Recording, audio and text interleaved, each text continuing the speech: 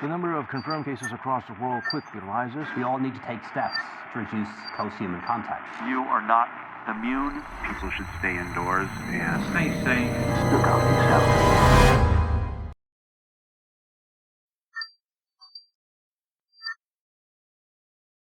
Hey guys, welcome back. This is Tom, and this is the ApocaLICKse Chapter 2.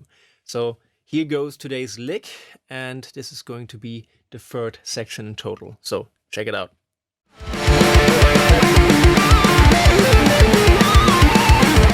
Alright, as you can hear, there's a couple of different things going on in this one. And they all have one thing in common, which is the use of the classic 12-fret pentatonic box in E minor. So this is what all of these little things are going to be using as their backbone. And the first thing that we are going to be looking at is the opening bar, which is this. So that thing is really dependent on the picking pattern. We have 5 accents in total. 1, 2, 3, 4, 5. And the picking pattern itself is dependent on whether we are playing down beats or off beats. On down beats we'll have down strokes, and on off beats we'll have up strokes. So let's figure that out. First one is going to happen at the beginning of the bar, so on the 1. That's a downstroke.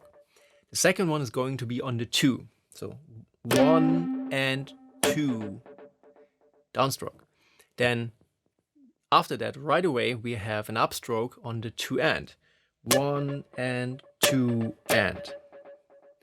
So then nothing happens on the 3, and on the 3 and we have another accent, so that will be an upstroke. 1 and 2 and 3 and. And the final one would happen on the 4, which will be a downstroke again.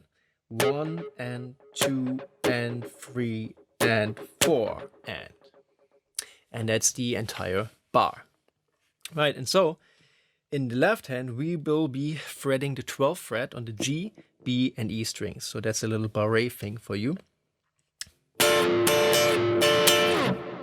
And the only other thing that you have to keep in mind is that we want to be playing this hopefully as clean and not messy as we can. So I do one additional thing here, which is to release the tension in the left hand on those accents that we're not playing in the right hand. Right, so it will be downstroke, release, downstroke, upstroke, release, upstroke, downstroke, release. And that makes 8 things in total, right? 3 accents and then 3 releases in the left hand. And that just helps to clean up this whole thing a little bit, right? Because then on the release, obviously, these strings will not be ringing out as loudly as when we play them. So yeah, that is the first bar. All right, here's the next bar, which is this little blues cliche thing. So pretty straightforward. We have 2 times the G on the 12th fret of the G string. And it's just down up in the right hand, both times played with a little bit of palm muting. Then we go to the 14th fret on the D string, down, up with palm muting again. Then we go back up to the G string, 14th fret, and now we try to squeeze a little pinch harmonic out of that note. And as you can see, I brought my index and middle finger along to place those on the 12th and 13th fret for additional control of that bend which is about to happen, because we're bending that A note up and down. So quick bend up, quick bend down. So we can just squeeze that artificial harmonic a little bit more and bend it up to the blue note, which would be a half step above. And also conveniently, now I can just pull off to that index finger, which is already in place for the next note, which is G on the 12th fret again. And then hammer on to the 13th fret with the ring finger on the D string again. So that is just classic blues type stuff.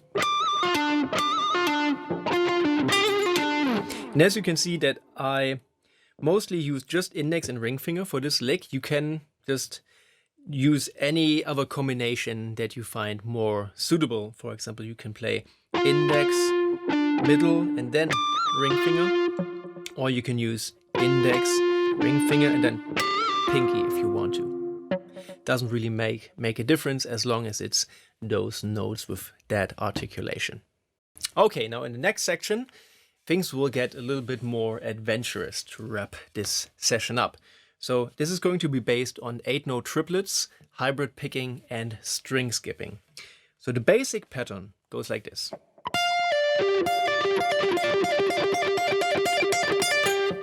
As you can see, we are still in that same old blues box here. And we are starting on the high E string on the G 15th fret. So we are fretting that with the ring finger and also simultaneously fretting the 12th fret with the index finger. Both are placed on the fretboard at the same time. And I will be plucking with the middle finger, the first one, and then pull off to the second one. And then bring my middle finger down to the G string, so we're skipping a string, and play that with a downstroke in the right hand with just a little bit of palm muting. Right, just a little bit more control on that note. And you can see that my index finger is once again not fretting with the tip of the finger, but I guess somewhere around here, for the same purpose as usual, so that it will be able to mute those lower strings, while at the same time fretting the note that we want it to. And if you have trouble with this combination of elements, if you're doing this for the first time, I really recommend sticking with this basic 3-note pattern for a while and just getting these elements to flow right together for metronome before you move on to those next things that are going to be coming up. They are going to use the same combination of elements, but we will be moving it throughout the pentatonic boxes. So number 2 is now just the same thing on the B string and D string. So 15th fret, right hand pluck, pull off to the 12th, string skip, down picking on the 14th fret of the D string.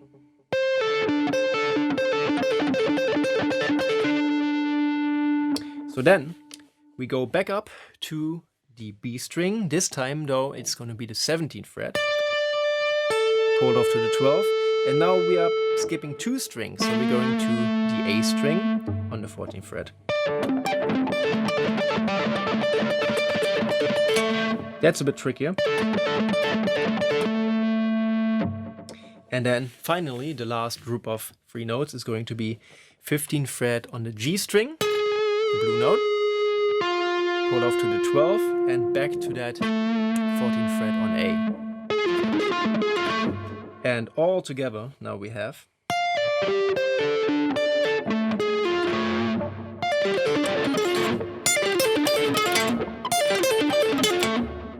so 4 times 3 notes. And then to top this lick off, we go back to the G string, produce a little bit of a pinch harmonic on the 14th fret.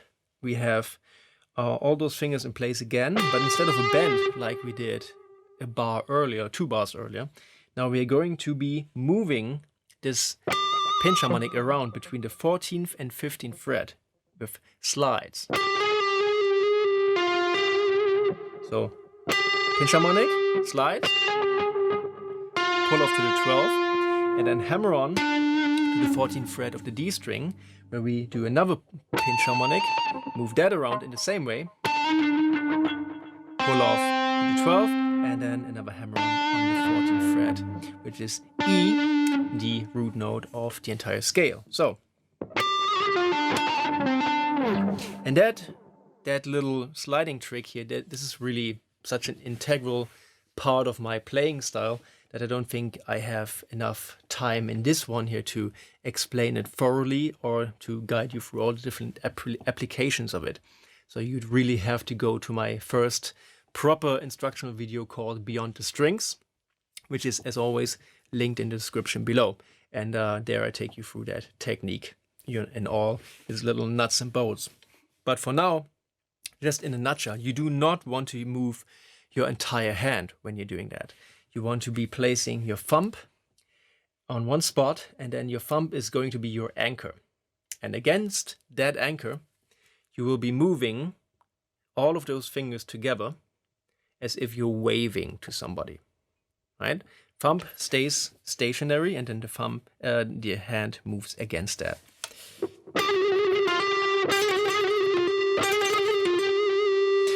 And as far as the repetitions of that movement go, that for me at higher speeds, that's a total feel thing. I do not really think about how many times I go back and forth. It just happens. You know, after having been doing this sliding thing so often in so many different scenarios, something like that happens on a daily basis. So I don't need to think about these things too much. And I find that if I do, then it kills the spontaneity and the feel of the whole thing. So you can count these out, how many times back and forth you want to go. I do not, but that doesn't mean that you're not allowed to. So I think that's enough info for today. Quite a few things to get under your fingers in this section. So happy practicing, stay healthy, and I'll be seeing you in the next video pretty soon. So take care.